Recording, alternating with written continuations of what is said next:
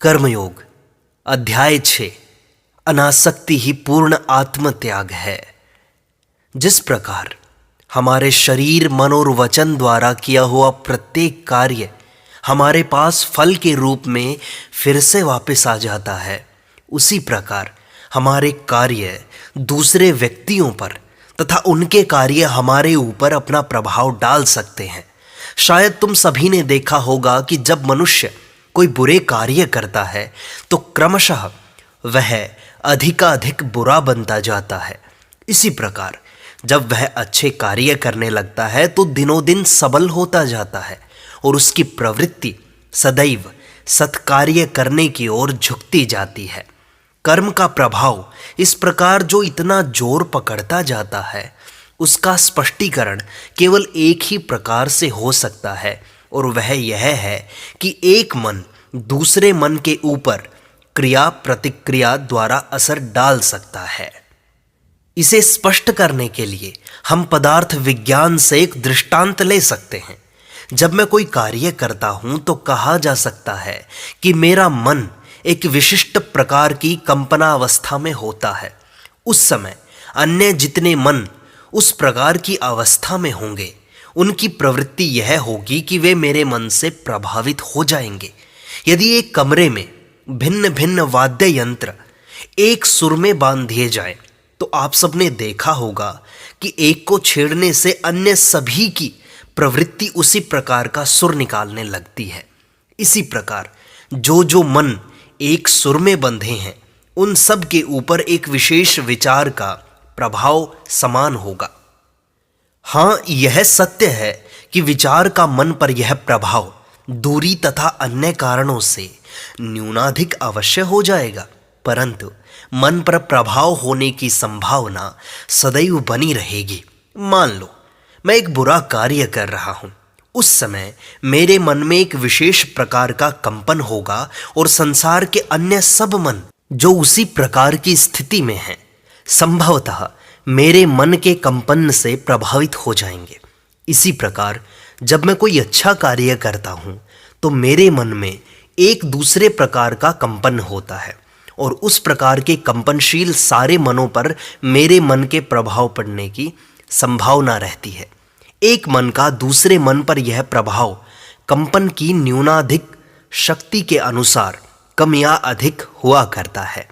उपर्युक्त दृष्टांत को यदि हम कुछ और आगे लेकर के जाएं, तो कह सकते हैं कि जिस प्रकार कभी कभी आलोक तरंगों को अपनी गंतव्य वस्तु तक पहुंचने के लिए लाखों वर्ष लग जाते हैं, उसी प्रकार विचार तरंगें भी कभी कभी सैकड़ों वर्षों तक आकाश में भ्रमण करती रहती हैं, जब तक कि अंत में उन्हें कोई ऐसा पदार्थ नहीं मिल जाता जिसके साथ वे एक रूप हो कार्य कर सकें।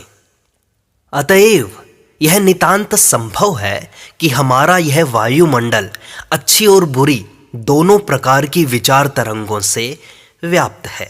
प्रत्येक मस्तिष्क से निकला हुआ प्रत्येक विचार मानो इसी प्रकार भ्रमण करता रहता है, जब तक उसे एक योग्य आधार प्राप्त नहीं हो जाता और मन इस प्रकार के विचार ग्रहण करने के लिए अपने को उन्मुक्त किए हुए है, वह तुरंत ही उन्हें अपना लेगा।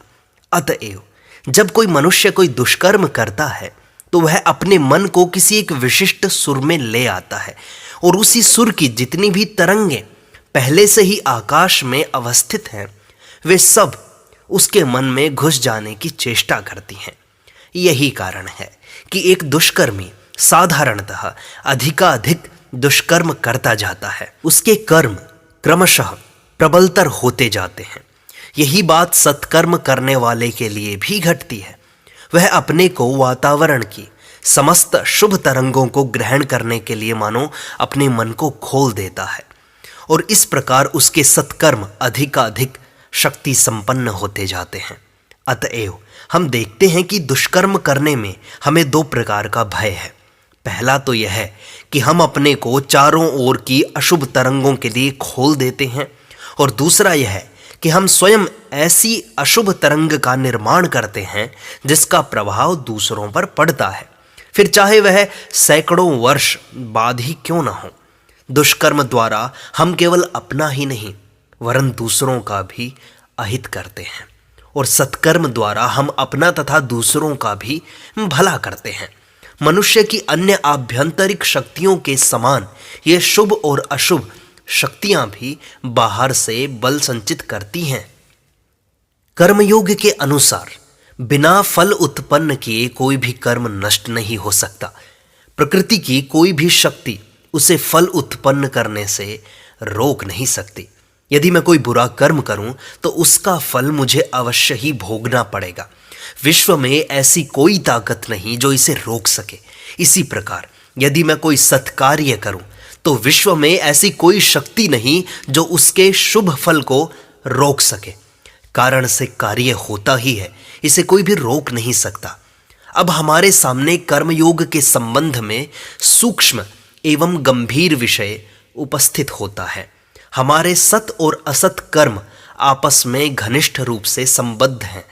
इन दोनों के बीच हम निश्चित रूप से एक रेखा खींचकर यह नहीं बता सकते कि अमुक कार्य नितांत शुभ है और अमुक अशुभ है।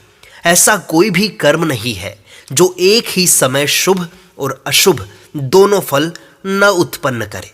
यही देखिए, मैं आप लोगों से बात कर रहा हूं। संभवतः आप में से कुछ लोग सोचते होंगे कि मैं एक भला कार्य कर रहा हूं, परंतु साथ ही साथ शायद मैं हवा में रहने वाले असंख्य छोटे छोटे कीटाणुओं को भी नष्ट करता जा रहा हूं। और इस प्रकार एक दृष्टि से मैं बुरा कार्य भी कर रहा हूं। हमारे निकट के लोगों पर, जिन्हें हम जानते हैं, यदि किसी कार्य का प्रभाव शुभ पड़ता है तो हम उसे शुभ कार्य कहते हैं। उदाहरणार्थ, आप लोग मेरे इस व्याख्यान को अच्छा कहेंगे, परंतु वे कीटाणु ऐसा कभी ना कहेंगे। कीटाणुओं को आप नहीं देख रहे हैं, पर अपने आप को देख रहे हैं। मेरी वक्तृता का जैसा प्रभाव आप पर पड़ता है वह आप स्पष्ट देख सकते हैं, किंतु उसका प्रभाव उन कीटाणुओं पर कैसा पड़ता है यह आप नहीं जानते। इसी प्रकार यदि हम अपने असत कर्मों का भी विश्लेषण करें तो उससे हमें ज्ञात होगा उनसे संभवतः कहीं न कहीं किसी न किसी प्रकार का शुभ फल अवश्य हुआ है। जो शुभ कर्मों में कुछ न कुछ अशुभ तथा अशुभ कर्मों में कुछ न कुछ शुभ देखते हैं, वास्तव में उन्होंने कर्म का रहस्य समझा है। हाँ, तो हमने क्या सीखा इससे? यही कि हम चाहे जितना भी प्रयत्न क्यों न करें, ऐसा कोई कर्म नहीं हो सकता जो संपूर्णतः पवित्र हो अथवा संपूर्णतः अपवित्र। यहाँ पवित्रता या अपवित्रता से हमारा तात्पर्य है अहिंसा या हिंसा। बिना दूसरों को नुकसान पहुंचाएं हम सांस तक नहीं ले सकते। अपने भोजन का प्रत्येक ग्रास हम किसी दूसरे के मुंह से छीनकर खाते हैं। यहाँ तक कि हमारा अस्तित्व भी दूसरे प्राणियों के जीवन को हटाकर होता है। चाहे मनुष्य हो, पशु हो अथवा कीटाणु, किसी न किसी को हटाकर ही हम अपना अस्तित्व स्थिर रखते हैं। ऐसी दशा में यह स्वाभाविक है कि कर्म द्वारा पूर्णता कभी नहीं प्राप्त हो सकती। हम भले ही अनंत काल तक कर्म करते रहें, परंतु इस जटिल संसार व्यूह से कभी छुटकारा न होगा। हम चाहे निरंतर कार्य करते रहें, परंतु इस शुभ और अशुभ कर्म फल रूपी बंधन का कहीं अंत न होगा। दूसरी विचारणीय बात है कर्म का उद्देश्य क्या है। हम देखते हैं कि प्रत्येक देश के अधिकांश व्यक्तियों की यह धारणा है कि एक समय ऐसा आएगा जब यह संसार पूर्णता को प्राप्त हो जाएगा। तब यहाँ न तो किसी प्रकार का रोग रहेगा, न शोक, न दुष्टता, न मृत्यु। वैसे तो यह एक बड़ा सुंदर विचार है और एक अज्ञानी को कार्य में प्रेरणा देने के लिए एक बड़ी अच्छी खुराक है, परंतु यदि हम क्षण भर भी ध्यानपूर्वक सोचें तो हमें सहज ही ज्ञात हो जाएगा कि ऐसा कभी नहीं हो सकता। और यह हो भी कैसे सकता है जब हम जानते हैं कि भलाई और बुराई एक ही सिक्के के चित और पट हैं। ऐसा भी कहीं हो सकता है कि भलाई हो और उसके साथ बुराई न हो। तब फिर पूर्णता का अर्थ क्या है? सच पूछा जाए तो पूर्ण जीवन शब्द ही स्वविरोधात्मक है। जीवन तो हमारे एवं प्रत्येक बाह्य वस्तु के बीच एक प्रकार का निरंतर द्वंद्व सा है। प्रतिक्षण हम बाह्य प्रकृति से संघर्ष करते रहते हैं और यदि उसमें हमारी हार हो जाए तो हमारा जीवन दीप ही बुझ जाता है। आहार और हवा के लिए निरंतर चेष्टा का नाम ही है जीवन। यदि हमें भोजन या हवा न मिले तो हमारी मृत्यु हो जाती है। जीवन कोई आसानी से चलने वाली सरल चीज नहीं है। यह तो एक प्रकार का सम्मिश्रित व्यापार है। बहिर्जगत और अंतर जगत का घोर द्वंद्व ही जीवन कहलाता है। इस प्रकार यह स्पष्ट है कि जब यह द्वंद्व समाप्त हो जाएगा तो जीवन का भी अंत हो जाएगा। उपर्युक्त आदर्श सुख की बात का अर्थ है इस सांसारिक द्वंद्व का अंत हो जाना, परंतु तब तो जीवन का भी अंत हो जाएगा, क्योंकि द्वंद्व का अंत उसी समय हो जाता है जब जीवन स्वयं ही चला जाता है। हम यह देख ही चुके हैं कि संसार का उपकार करना अपना ही उपकार करना है। दूसरों के लिए किए गए कार्य का मुख्य फल है अपनी स्वयं की आत्मशुद्धि। दूसरों के प्रति निरंतर भलाई करते रहने से हम स्वयं को भूलने का प्रयत्न करते रहते हैं, और यह आत्मविस्मृति ही एक बहुत बड़ी शिक्षा है जो हमें जीवन से सीखनी चाहिए। मनुष्य मूर्खतावश सोचता है कि वह अपने को सुखी बना सकता है, परंतु वर्षों के घोर संघर्ष के बाद उसकी आंखें खुलती हैं और वह यह अनुभव करता है कि वास्तविक सुख तो स्वार्थपरता को नष्ट कर देने में है, और अपने को सुखी बनाने वाला अन्य कोई नहीं, केवल वह स्वयं ही है।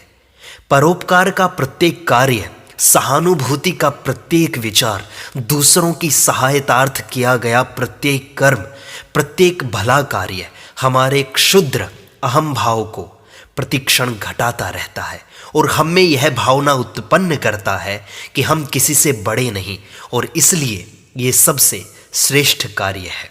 ज्ञानी, भक्त और कर्मी तीनों इस बात पर एक मत हैं। सर्वोच्च आदर्श है चिरकाल के लिए संपूर्ण रूप से आत्मत्याग, जिसमें किसी प्रकार का मैं नहीं, केवल तू ही तू है। हमारे जाने या बिना जाने कर्मयोग हमें इसी लक्ष्य की ओर ले जाता है। संभव है एक धर्म प्रचारक निर्गुण की बात सुनकर चौंक उठे। उसका शायद यही दृढ़ मत हो ईश्वर सगुण है, और वह अपने निजत्व, अपने स्वतंत्र व्यक्तित्व को, इस व्यक्तित्व के बारे में उसकी यह धारणा चाहे जैसी भी हो, कायम रखने का इच्छुक हो। परंतु यदि उसके नीति विषयक विचार वास्तव में शुद्ध हैं तो उनका आधार सर्वोच्च आत्मत्याग के अतिरिक्त और कुछ हो ही नहीं सकता। यह संपूर्ण आत्मत्याग ही सारी नीति की नींव है। मनुष्य, पशु, देवता सबके लिए यही एक मूल भाव है जो समस्त नैतिक आदर्शों में व्याप्त है। इस संसार में हमें कई प्रकार के मनुष्य मिलेंगे। प्रथम तो वे जो देव प्रकृति पुरुष कहे जाते हैं, वे पूर्ण आत्मत्यागी होते हैं, अपने जीवन की भी बाजी लगाकर दूसरों का भला करते हैं। ये सर्वश्रेष्ठ पुरुष हैं। यदि किसी देश में ऐसे 100 मनुष्य भी रहें तो उस देश को फिर किसी बात की चिंता नहीं। परंतु खेद है, ऐसे लोग बहुत बहुत कम हैं। दूसरे वे साधु प्रकृति मनुष्य हैं जो दूसरों की भलाई तब तक करते हैं जब तक उनका स्वयं का कोई नुकसान न हो, और तीसरे वे आसुरी प्रकृति के लोग हैं जो अपनी भलाई के लिए दूसरों का नुकसान तक करने में नहीं हिचकिचाते। एक संस्कृत कवि ने चौथी श्रेणी भी बताई है जिसको हम कोई नाम नहीं दे सकते। वे लोग ऐसे होते हैं कि अकारण ही दूसरों का नुकसान करते रहते हैं। जिस प्रकार सर्वोच्च स्तर पर साधु महात्मा गण भला करने के लिए दूसरों का भला कार्य करते रहते हैं, उसी प्रकार सबसे निम्न स्तर पर ऐसे लोग भी हैं जो केवल बुरा कार्य करने के लिए ही दूसरों का बुरा करते रहते हैं। ऐसा करने से उन्हें कोई लाभ नहीं होता, यह तो उनकी प्रकृति बन चुकी है। संस्कृत में 2 शब्द हैं, प्रवृत्ति और निवृत्ति। प्रवृत्ति का अर्थ है किसी वस्तु की ओर प्रवर्तन या गमन, और निवृत्ति का अर्थ है किसी वस्तु से निर्वर्तन या दूरगमन। किसी वस्तु की ओर प्रवर्तन का ही अर्थ है हमारा यह संसार, यह मैं और मेरा। इस मैं को धन संपत्ति, प्रभुत्व, नाम, यश द्वारा सर्वदा बढ़ाने का यत्न करना। जो कुछ मिले उसी को पकड़ कर रखना। सारे समय सभी वस्तुओं को इस मैं रूपी केंद्र में ही संग्रहित करना, इसी का नाम है प्रवृत्ति। यह प्रवृत्ति ही मनुष्य मात्र का स्वाभाविक भाव है। चहुं ओर से जो कुछ मिले लेना और सबको केंद्र में एकत्रित करते जाना, और वह केंद्र है उसका अपना मधुर अहम। जब यह वृत्ति घटने लगती है, जब निवृत्ति का उदय होता है, तभी नीति और धर्म का आरंभ होता है। प्रवृत्ति और निवृत्ति दोनों ही कर्म स्वरूप हैं। एक असत कर्म है और दूसरा सत है। निवृत्ति ही सारी नीति एवं सारे धर्म की नींव है, और इसकी पूर्णता ही संपूर्ण आत्मत्याग है, जिसके प्राप्त हो जाने पर मनुष्य दूसरों के लिए अपना शरीर, मन, यहां तक कि अपना सर्वस्व न्योछावर कर देता है। तभी मनुष्य को कर्मयोग में सिद्धि प्राप्त होती है। सत्कार्यों का यही सर्वोच्च फल है। किसी मनुष्य ने चाहे एक भी दर्शन शास्त्र न पढ़ा हो, किसी प्रकार ईश्वर में विश्वास न किया हो और अभी भी न करता हो, चाहे उसके अपने जीवन भर में एक बार भी प्रार्थना उसके द्वारा न की गई हो, परंतु केवल सत्कार्यों की शक्ति उसे यदि उस अवस्था में ले जाए जहां वह दूसरों के लिए अपना जीवन और सब कुछ उत्सर्ग करने को तैयार रहे, तो हमें समझना चाहिए कि वह उसी लक्ष्य को पहुंच गया है जहां एक भक्त अपनी उपासना द्वारा तथा एक ज्ञानी अपने ज्ञान द्वारा पहुंचता है। अतएव आपने देखा, ज्ञानी, कर्मी और भक्त तीनों एक ही स्थान पर पहुंचते हैं, एक ही स्थान पर आकर मिल जाते हैं, और वह स्थान है आत्मत्याग। विभिन्न दर्शनों और धर्मों में आपस में कितना ही मतभेद क्यों न हो, जो व्यक्ति अपना जीवन दूसरों के लिए अर्पण करने को उद्यत रहता है, उसके समक्ष सभी मनुष्य ससंभ्रम उठ खड़े होते हैं, उसके सामने भक्ति भाव से माथा नवाते हैं। यहाँ किसी प्रकार के मतामत का प्रश्न नहीं है। यहाँ तक कि वे लोग भी जो धर्म संबंधी समस्त विचारों पर नाक भौं सिकोड़ते हैं, जब इस प्रकार का संपूर्ण आत्मत्याग पूर्ण कोई कार्य देखते हैं, तो उसके प्रति श्रद्धा संपन्न हुए बिना नहीं रह सकते। क्या आपने यह नहीं देखा, एक कट्टर मतांध ईसाई भी जब एडविन अर्नोल्ड के लाइट ऑफ एशिया नामक ग्रंथ को पढ़ता है, तो वह भी बुद्ध के प्रति किस प्रकार श्रद्धालु हो जाता है। और ये वे बुद्ध थे जिन्होंने किसी ईश्वर का प्रचार नहीं किया, आत्मत्याग के अतिरिक्त जिन्होंने अन्य किसी भी बात का प्रचार नहीं किया।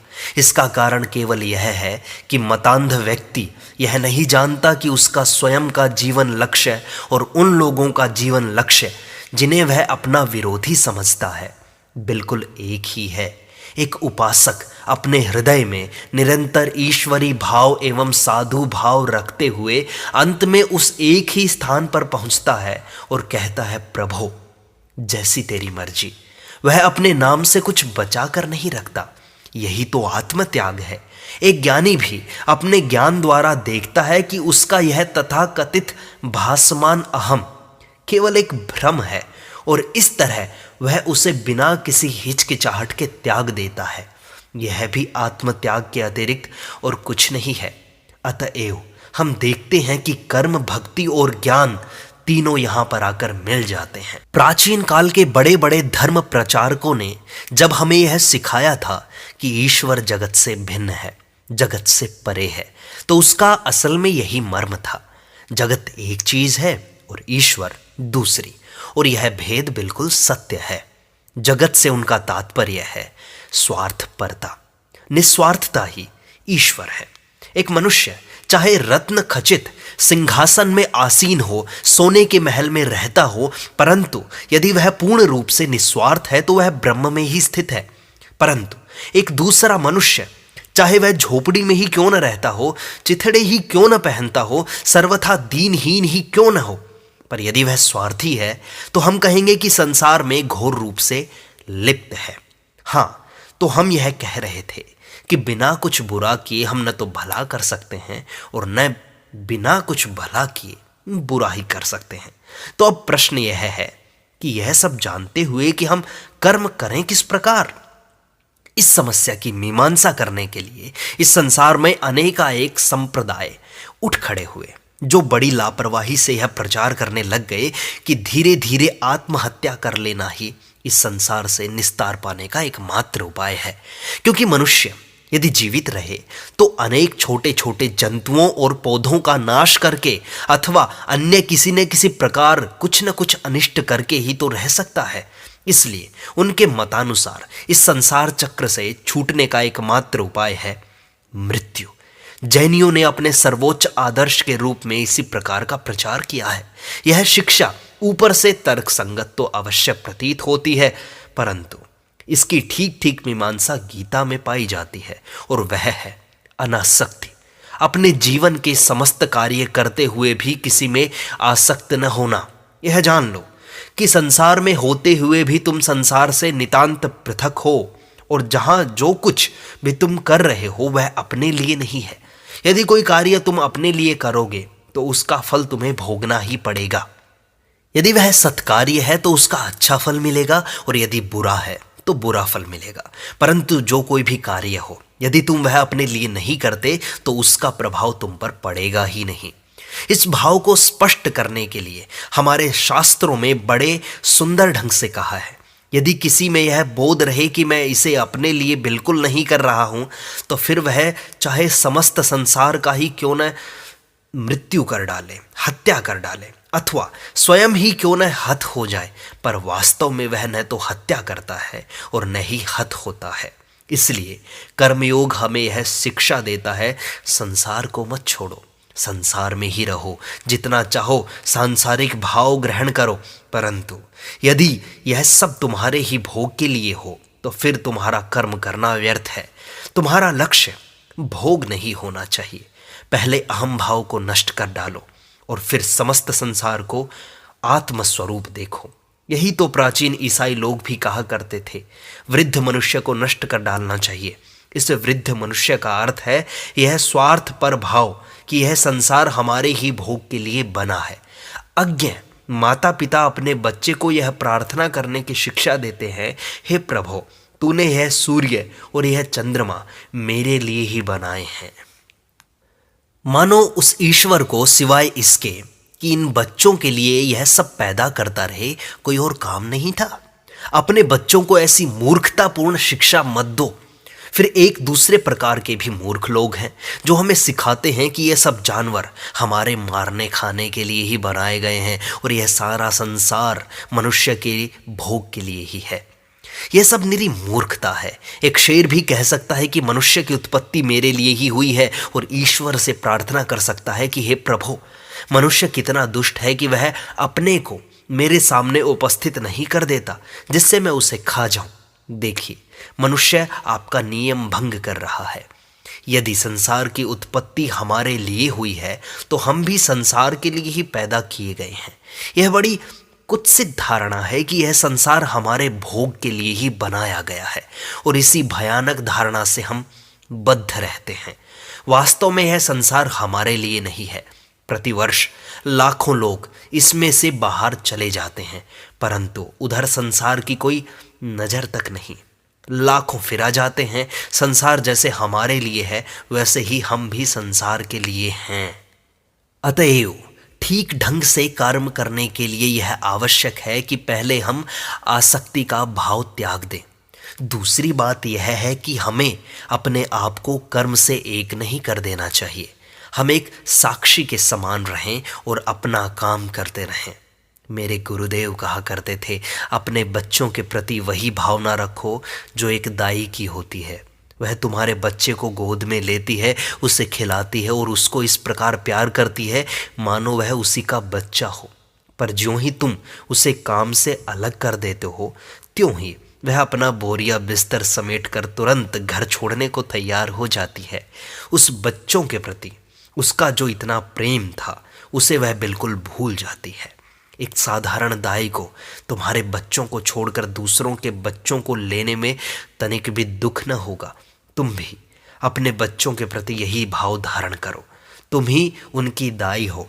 और यदि तुम्हारा ईश्वर में विश्वास है तो विश्वास करो कि ये सब चीज़ें जिन्हें तुम अपनी समझते हो वास्तव में ईश्वर की हैं। अत्यंत कमजोरी कभी कभी बड़ी साधुता और सबलता का रूप धारण कर लेती है। यह सोचना कि मेरे ऊपर कोई निर्भर है तथा मैं किसी का किसी भी प्रकार भला कर सकता हूँ अत्यंत दुर्बलता का चिन्ह है।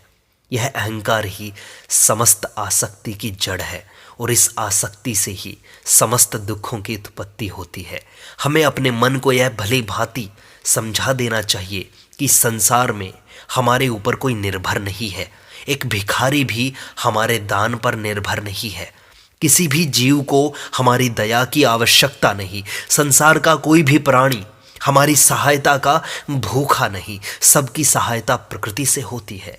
यदि हम में से लाखों लोग न भी रहें तो भी उन्हें सहायता मिलती रहेगी। तुम्हारे हमारे न रहने से प्रकृति के द्वार बंद न हो जाएंगे।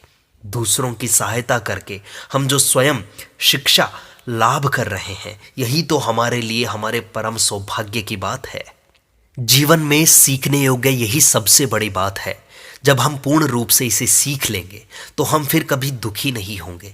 तब हम समाज में कहीं भी जाकर उठ बैठ सकते हैं। इससे हमारी कोई हानि न होगी। तुम चाहे विवाहित हो, तुम्हारे दल नौकर के हों, बड़ा भारी राज्य हो, पर यदि तुम इस तत्व को हृदय में रख कर कार्य करते हो कि यह संसार मेरे भोग के लिए नहीं है और इसे मेरी सहायता की तनिक भी आवश्यकता नहीं है, तो यह सब रहने पर भी तुम्हारा कोई कुछ नहीं बिगाड़ सकता। हो सकता है इसी साल तुम्हारे कई मित्रों का निधन हो गया हो, तो क्या भला संसार उनके फिर वापस आने के लिए रुका हुआ है? क्या इसकी गति शिथिल हो गई है? नहीं, ऐसा नहीं हुआ। यह तो जारी ही है। अतएव अपने मन से यह विचार निकाल दो कि तुम्हें इस संसार के लिए कुछ करना है। संसार को तुम्हारी सहायता की तनिक भी आवश्यकता नहीं है। मनुष्यों का यह सोचना निरी मूर्खता है कि वह संसार की सहायता के लिए पैदा हुआ है। यह केवल अहंकार है, निरी स्वार्थपरता है जो धर्म की आड़ में हमारे सामने आती है। जब तुम्हारे मन में इतना ही नहीं बल्कि तुम्हारे स्नायुओं और मांसपेशियों तक में यह शिक्षा भली भांति भिद जाएगी कि संसार तुम्हारे अथवा अन्य किसी के ऊपर निर्भर नहीं है, तो कर्म से तुम्हें फिर किसी भी प्रकार की दुख रूपी प्रतिक्रिया न होगी।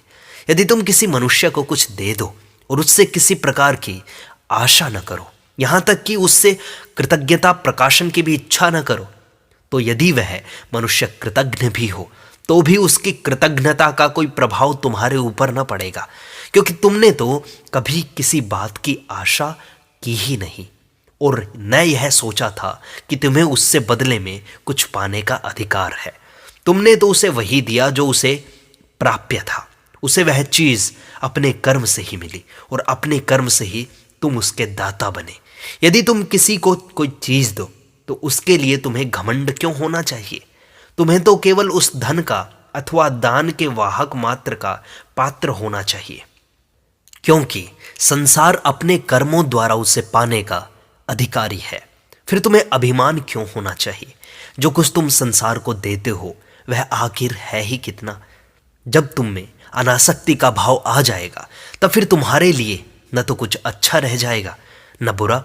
यह तो केवल स्वार्थपरता ही है जिसके कारण तुम्हें अच्छाई या बुराई दिख रही है। यह समझना बहुत कठिन है, परंतु धीरे धीरे समझ सकोगे कि संसार की कोई भी वस्तु तुम्हारे ऊपर तब तक अपना प्रभाव नहीं डाल सकती जब तक कि तुम स्वयं ही उसे अपना प्रभाव डालने दो। मनुष्य की आत्मा के ऊपर किसी शक्ति का प्रभाव नहीं पड़ सकता जब तक वह मनुष्य स्वयं अपने को गिराकर मूर्ख न बना ले तथा उस शक्ति के वश में न हो जाए। अतएव अनासक्ति के द्वारा तुम किसी भी प्रकार की शक्ति पर विजय प्राप्त कर सकते हो और उसे अपने ऊपर प्रभाव डालने से रोक सकते हो। यह कह देना बड़ा ही सरल है कि जब तुम किसी चीज को अपने ऊपर प्रभाव न डालने दो तब तक वह तुम्हारा कुछ नहीं कर सकती, परंतु जो सचमुच अपने ऊपर किसी का प्रभाव नहीं पड़ने देता तथा बहिर्जगत के प्रभावों से जो न सुखी होता है न दुखी, उसका लक्षण क्या है? वह लक्षण यह है कि सुख और दुख में उस मनुष्य का मन सर्वदा एक सा रहता है। सभी अवस्थाओं में उसकी मनोदशा समान रहती है। भारतवर्ष में एक महापुरुष हुए हैं, उनका नाम व्यास था। ये बहुत बड़े ऋषि थे और वेदांत सूत्र के प्रणेता के नाम से प्रसिद्ध हैं।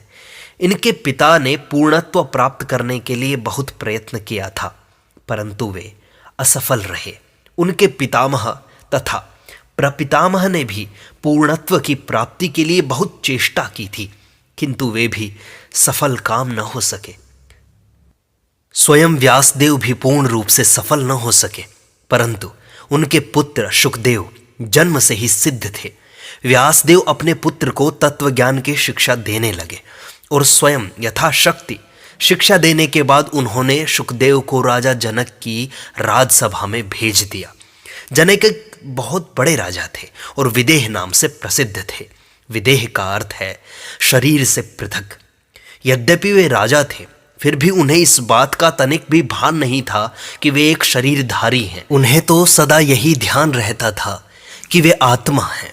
बालक शुक उनके पास शिक्षा ग्रहण करने के लिए भेजे गए। इधर राजा को यह मालूम था कि व्यास मुनि का पुत्र उनके पास तत्व ज्ञान की शिक्षा प्राप्त करने आ रहा है, इसलिए उन्होंने पहले से ही कुछ प्रबंध कर रखा था। जब बालक राजमहल के द्वार पर आया तो संतरियों ने उसकी ओर कोई विशेष ध्यान नहीं दिया। उन्होंने बस उसे बैठने के लिए एक आसन भर दे दिया। इस आसन पर वह बालक लगातार 3 दिन तक बैठा रहा। न तो कोई उससे कुछ बोला और न ही यह पूछा कि वह कौन है, क्या चाहता है। बालक शुक इतने बड़े ऋषि के पुत्र थे, उनके पिता का देश भर में सम्मान था और वे स्वयं भी प्रतिष्ठित थे, परंतु फिर भी उन क्षुद्र संतरियों ने उन पर कोई ध्यान न दिया। इसके बाद अचानक राजा के मंत्री तथा बड़े बड़े राज्याधिकारी वहां पर आए और उन्होंने उनका अत्यंत सम्मान के साथ स्वागत किया। वे उन्हें अंदर एक सुशोभित गृह में लिवा ले गए, इत्रों से स्नान करवाया, सुंदर वस्त्र पहनाए और 8 दिन तक उन्हें सब प्रकार के विलास में रखा। परंतु शुकदेव के प्रशांत चेहरे पर तनिक भी अंतर न हुआ। बालक शुक आज भी विलासों के बीच वैसे ही थे जैसे कि उस दिन जब वे महल के द्वार पर बैठे थे। इसके बाद उन्हें राजा के सम्मुख लाया गया। राजा सिंहासन पर बैठे थे और वहां नाच गान और अन्य आमोद प्रमोद हो रहे थे। राजा ने बालक शुक के हाथ में लबालब दूध से भरा हुआ एक प्याला दिया और उनसे कहा, इसे लेकर इस दरबार की 7 बार प्रदक्षिणा करके आओ, पर देखो एक बूंद भी दूध नहीं गिरना चाहिए। बालक शुक ने दूध का प्याला ले लिया और संगीत की ध्वनि एवं अनेक सुंदरियों के बीच प्रदक्षिणा करने को उठे। राजा की आज्ञा अनुसार वे 7 बार चक्कर लगाए, परंतु दूध की एक बूंद भी नहीं गिरी। बालक शुक का अपने मन पर ऐसा संयम था कि बिना उनकी इच्छा के संसार की कोई भी वस्तु उन्हें आकर्षित नहीं कर सकती थी। प्रदक्षिणा कर चुकने के बाद जब वे दूध का प्याला लेकर राजा के सम्मुख उपस्थित हुए तो उन्होंने कहा, वत्स, जो कुछ तुम्हारे पिता ने तुम्हें सिखाया है तथा जो कुछ तुमने स्वयं सीखा है, उससे अधिक मैं तुम्हें और कुछ नहीं सिखा सकता। तुमने सत्य को जान लिया है, जाओ अपने घर वापस जाओ। अतएव हमने यह देखा कि जिस मनुष्य ने अपने स्वयं के ऊपर अधिकार प्राप्त कर लिया है, उसके ऊपर संसार की कोई भी चीज अपना प्रभाव नहीं डाल सकती। उसके लिए किसी प्रकार का बंधन शेष नहीं रह जाता। उसका मन स्वतंत्र हो जाता है और केवल ऐसा ही पुरुष संसार में रहने योग्य है। बहुधा हम देखते हैं कि लोगों की संसार के संबंध में 2 प्रकार की धारणाएं होती हैं। कुछ लोग निराशावादी होते हैं, वे कहते हैं कि संसार कैसा भयानक है, कैसा दुष्ट है। दूसरे लोग आशावादी होते हैं और कहते हैं कि आहा, संसार कितना सुंदर है, कितना अद्भुत है। जिन लोगों ने अपने मन पर विजय प्राप्त नहीं की, उनके लिए यह संसार या तो बुराइयों से भरा है या अधिक से अधिक अच्छाइयों और बुराइयों का एक मिश्रण है। परंतु यदि हम अपने मन पर विजय प्राप्त कर लें तो यही संसार सुखमय हो जाता है। फिर हमारे ऊपर किसी भी बात के अच्छे या बुरे भाव का असर न होगा। हमें कहीं भी विशृंखलता दिखाई न देगी। हमारे लिए सभी कुछ सामंजस्य पूर्ण हो जाएगा। देखा जाता है जो लोग आरंभ में संसार को नरक कुंड समझते हैं, वे ही यदि आत्म संयम की साधना में सफल हो जाते हैं तो वे इस संसार को स्वर्ग समझने लगते हैं। यदि हम सच्चे कर्मयोगी हो और इस अवस्था को प्राप्त करने के लिए अपने को शिक्षित करना चाहते हैं तो हम चाहे जिस अवस्था से आरंभ करें, यह निश्चित है कि हमें अंत में पूर्ण आत्मत्याग का लाभ होगा ही। और ज्यों ज्यों इस कल्पित अहम का नाश हो जाएगा, त्यों ही वही संसार जो हमें पहले अमंगल से भरा हुआ प्रतीत होता था, अब स्वर्ग रूप और परमानंद से पूर्ण प्रतीत होने लगेगा। यहाँ की हवा तक बदलकर मधुमय हो जाएगी और प्रत्येक व्यक्ति भला प्रतीत होने लगेगा। यही है कर्मयोग की चरम गति और यही है उसकी पूर्णता या सिद्धि। हमारे भिन्न भिन्न योग आपस में विरोधी नहीं है। प्रत्येक अंत में हमें एक ऐसे स्थान में ले जाता है और पूर्णत्व की प्राप्ति करवा देता है। पर हाँ, प्रत्येक का दृढ़ अभ्यास आवश्यक है। सारा रहस्य अभ्यास में ही है। पहले श्रवण करो, फिर मनन करो और फिर उसे अमल में लेकर के आओ। यह बात प्रत्येक योग के संबंध में सत्य है। पहले तुम इसके बारे में सुनो और समझो कि इसका मर्म क्या है। यदि कुछ बातें आरंभ में स्पष्ट न हो तो निरंतर श्रवण एवं मनन से वे स्पष्ट हो जाती हैं। सब बातों को एकदम समझ लेना बड़ा कठिन है, फिर भी उनका स्पष्टीकरण आखिर तुम ही तो हो। वास्तव में कभी किसी व्यक्ति ने किसी दूसरे को नहीं सिखाया। हम में से प्रत्येक को अपने आप को सिखाना होगा। बाहर के गुरु तो केवल उद्दीपक कारण मात्र है, जो हमारे अंतस्थ गुरु को सब विषयों का मर्म समझने के लिए उद्बोधित करते हैं। तब बहुत सी बातें हमारी स्वयं की विचार शक्ति से ही स्पष्ट हो जाती हैं और उनका अनुभव हम अपनी ही आत्मा में करने लगते हैं और यह अनुभूति ही हमारी प्रबल इच्छा शक्ति में परिणत हो जाती है। पहले भाव और फिर इच्छा शक्ति। इस इच्छा शक्ति से कर्म करने की वह जबरदस्त शक्ति पैदा होती है जो हमारी प्रत्येक नस, प्रत्येक शिरा तथा प्रत्येक पेशी में कार्य करती रहती है, जब तक कि हमारा समस्त शरीर इस निष्काम कर्मयोग का एक यंत्र ही नहीं बन जाता। और इसके फलस्वरूप हमें अपना वांछित पूर्ण आत्मत्याग एवं परम निस्वार्थता प्राप्त हो जाती है। यह प्राप्ति किसी प्रकार के मतामत या विश्वास के ऊपर निर्भर नहीं है। चाहे कोई ईसाई हो, यहूदी हो अथवा जेंटाइल, इसमें कोई अंतर नहीं पड़ता। प्रश्न तो यह है कि क्या तुम निस्वार्थ हो? यदि तुम हो तो चाहे तुमने एक भी धार्मिक ग्रंथ का अध्ययन क्यों न किया हो, चाहे तुम किसी भी गिरजा या मंदिर में न गए हो, फिर भी तुम पूर्णता को प्राप्त हो जाओगे। प्रत्येक योग इसमें समर्थ है कि वह बिना किसी दूसरे योग की सहायता के भी मनुष्य को पूर्ण बना सकता है, क्योंकि उन सब योगों का लक्ष्य एक ही है। कर्मयोग, ज्ञान योग तथा भक्ति योग सभी मुक्ति लाभ के लिए साक्षात और स्वतंत्र उपाय हो सकते हैं। सांख्य योगो पृथक बालाः प्रवदन्ति न पंडिताः। केवल अज्ञ लोग ही कहते हैं कि कर्म और ज्ञान भिन्न भिन्न है, ज्ञानी लोग नहीं। ज्ञानी यह जानता है कि यद्यपि ऊपर से ये लोग एक दूसरे से विभिन्न प्रतीत होते हैं, परंतु अंत में वे सब एक ही लक्ष्य में ले जाते हैं और वह लक्ष्य है पूर्णता।